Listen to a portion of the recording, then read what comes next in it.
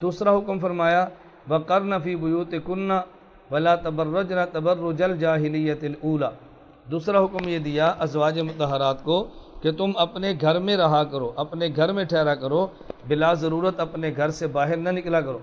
ولا تبرجن تبرج الجاہلیت الاولی، اور جیسے جاہل لوگ ان پڑھ عورتیں جس طرح وہ فیشن کر کے اور بن سور کے باہر نکلتی ہیں، ایسے پردہ دار خاتون کو باہر نکلنا جائز نہیں اور بالکل ناجائز اور حرام ہے۔ اچھا، اس پہ غور فرمائیں کہ قرآن کریم نے کرنا فرمایا، یہ نہیں فرمایا اسکننا۔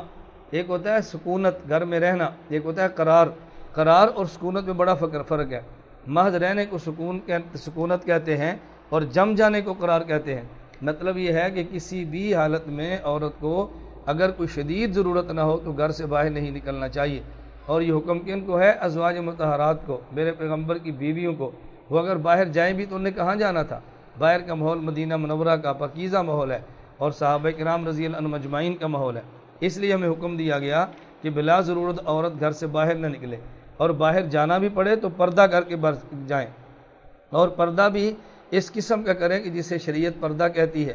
ہمارے یہاں بس اوقات پردہ کرنے کے لیے ایسے برقعے کا اہتمام کیا جاتا ہے کہ جس برقعے پہ کڑھائی، جس برقعے پہ پھول، اور اس برقعے میں فیشن اتنے زیادہ ہوتے ہیں کہ اگر برقعہ نہ ہوتا تو شاید لوگ اتنے متوجہ نہ ہوتے جتنا اس برقعے نے متوجہ کر دیا ہے۔ اس لیے برقعہ بھی سادہ لیں، اور ایسا برقعہ کبھی نہ پہنیں کہ جس سے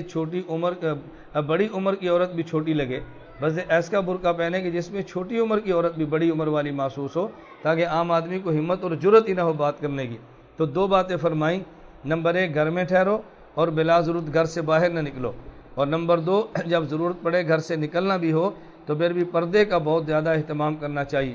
رسول اکرم صلی اللہ علیہ وسلم نے ارشاد فرمایا کہ جب عورت گھر سے نکلتی ہے تو شیطان کی نگاہیں اس پہ پڑتی ہیں اور ہر وقت وہ چکنے کی فکر میں رہتا ہے۔ اسی طرح جب عورت کو گھر سے نکلنا پڑے، زیب و زینت کا اہتمام نہ کرے اور فیشنیبل عرض برتے کا اہتمام نہ کرے، اور نمبر 3 خوشبو کا اہتمام نہ کرے۔ بس اوقات خواتین گھر سے بازار جاتے وقت خوشبو کا استعمال کرتی ہیں جو عورت کے لیے حرام اور ناجائز ہے۔ اپنے خامند کے لیے خوشبو کا استعمال کرنا باعث اجر و ثواب ہے اور اس کو خوشبو استعمال کرنی چاہیے، لیکن اگر خامند نہ ہو، گھر میں محرم ہو، تو پھر بھی خوشبو استعمال کرنا مستحب تو نہیں ہے، ہاں البتہ اس کو جائز اور مباح کہہ سکتے ہیں، گنجائش ہے۔ لیکن جب محرم بھی نہ ہو اور خامند بھی نہ ہو اور پھر باہر نکلنا پڑے تو عورت کے لیے خوشبو کا استعمال کرنا یہ قطعاً ناجائز اور حرام، اس سے بچنا چاہیے۔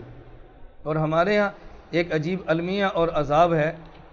یعنی مسائل ہیں اس لیے سمجھانا بہت ضروری ہے۔ ہمارے المیہ یہ ہے کہ جب خامند گھر آتا ہے اس وقت عورت اپنے اہتمام نہیں کرتی کپڑوں اور چہرے کا، لیکن جب خامند نہ ہو بلکہ کسی تقریب میں جانا ہو تو پھر بہت زیادہ اہتمام کرتی ہے۔ حالانکہ خامند کے لیے اہتمام کرنا باعث اجر و ثواب ہے اور تقریبات میں اہتمام کرنے کی ضرورت بھی نہیں ہے، تو بلا ضرورت ان چیزوں کا استعمال کرنا اسراف کے اندر بھی ہے اور بس اوقات گناہ کا ذریعہ بنتا ہے کہ اللہ ہم سب کی اس کے اندر حفاظت فرمائے۔ تو 2 حکم یہ دیے کہ نمبر 1 پردے کا اہتمام، گھر میں رہے بلا ضرورت باہر نہ نکلے، نمبر 2 پردے کا اہتمام کریں۔ آپ اس سے زیادہ میں کیا عرض کروں گا کہ گھر میں رہنا کتنا ضروری ہے اور باہر نہ نکلنا کتنا ضروری ہے۔ اگر کوئی عورت عمرت کے لیے مکہ مکرمہ جائے اور وہاں سے پھر مدینہ منورہ جائے، وہاں بھی فقہا نے لکھا ہے عورت کا اپنے ہوٹل اور کمرے میں نماز پڑھنا بیت اللہ میں نماز پڑھنے سے زیادہ اجر اور ثواب رکھتا ہے۔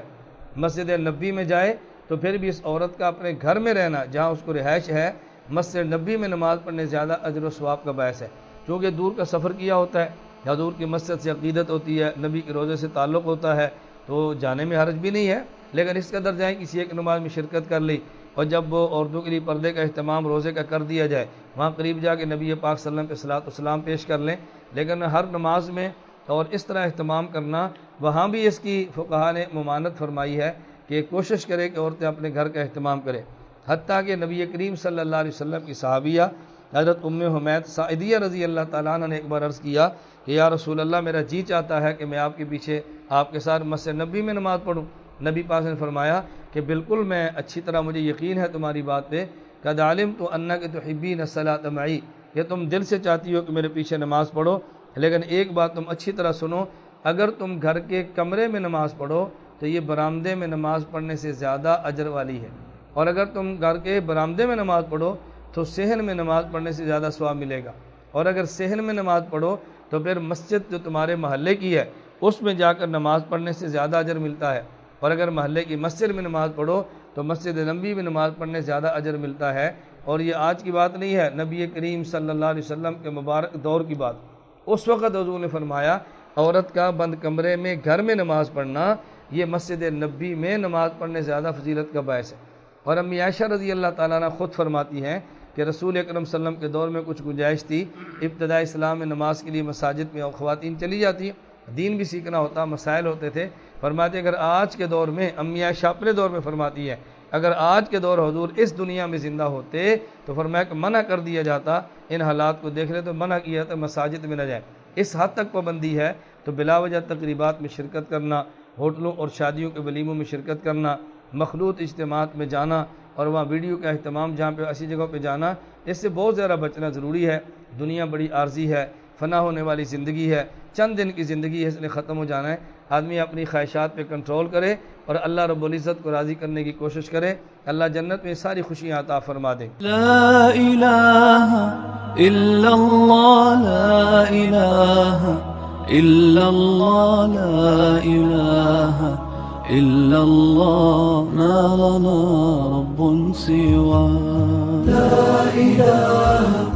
الا اللہ، لا الہ